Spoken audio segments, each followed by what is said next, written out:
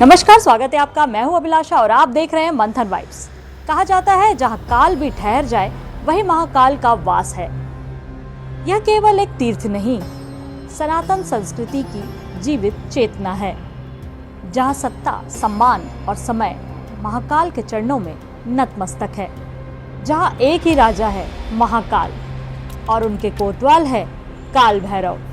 चलिए आपको लेकर चलते हैं मंथन की यात्रा पर, महाकाल की नगरी उज्जैन। बने रहिए हमारे साथ।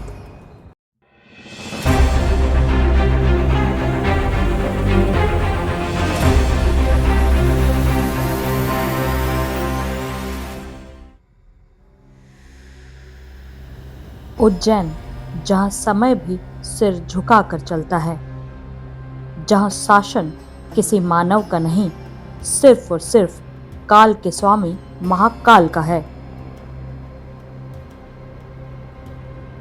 भारत के 12 ज्योतिर्लिंगों में से एक और अकेला ऐसा ज्योतिर्लिंग जो दक्षिण मुखी है। यह कोई साधारण संयोग नहीं, बल्कि स्वयं मृत्यु पर विजय का प्रतीक है। उज्जैन में कहा जाता है यहाँ राजा कोई और नहीं, सिर्फ महाकाल है। महाकाल ज्योतिर्लिंग की सबसे अनोखी परंपरा है भस्म आरती।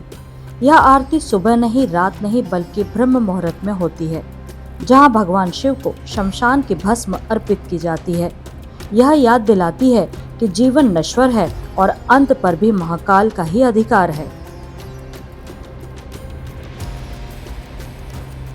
कहा जाता है यहाँ मुख्यमंत्री हो या प्रधानमंत्री, कोई भी रात नहीं रुकता, क्योंकि उज्जैन में सत्ता किसी कुर्सी की नहीं, महाकाल की है।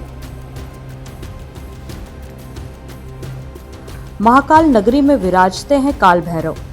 यहाँ प्रसाद में मिठाई या फल नहीं, मदिरा अर्पित की जाती है। मान्यता है कि काल भैरव स्वयं इस प्रसाद को स्वीकार करते हैं।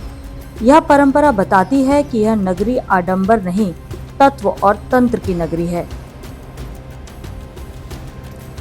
उज्जैन की आत्मा बसती है शिप्रा नदी के किनारे, रामघाट, जहां श्रद्धालु पवित्र स्नान करते हैं, पितरों का तर्पण करते हैं और शाम को दीप से सजी भव्य आरती में शामिल होते हैं। मान्यता है यहाँ की गई पूजा पीढ़ियों के बंधन भी खोल देती है। उज्जैन में ही स्थित है ऋण मुक्तेश्वर महादेव। कहा जाता है यहाँ सच्चे मन से पूजा करने पर व्यक्ति ऋण, संकट और मानसिक बोझ से मुक्त होता है। इसी धरती पर है संदीपनी आश्रम। यही वह स्थान है जहां भगवान श्री कृष्ण और बलराम ने शिक्षा ग्रहण की थी। यह उज्जैन को केवल धार्मिक नहीं, वैदिक ज्ञान की राजधानी भी बनाता है। उज्जैन केवल एक शहर नहीं, यह एक चेतावनी है, एक सत्य है कि समय सबका आता है, पर समय पर राज सिर्फ एक का चलता है, काल के स्वामी महाकाल का। जय श्री महाकाल।